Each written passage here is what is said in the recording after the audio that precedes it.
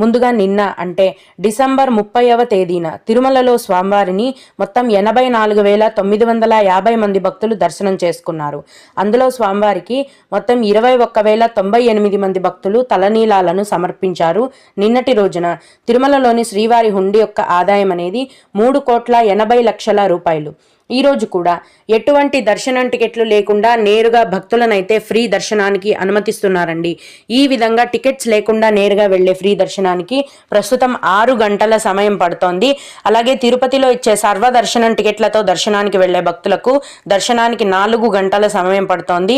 300 రూపాయల దర్శనం వారికి మరియు 500 రూపాయల దర్శనం టికెట్లు కలిగి ఉన్న భక్తులకు దర్శనానికి 3 గంటల సమయం మాత్రమే పడుతోంది. ఈ రోజు చిన్నపిల్లల సుపదం ఇన్ఫాంట్ దర్శనం ఉంది. అలాగే విఐపి బ్రేక్ దర్శనం కూడా ఉందండి.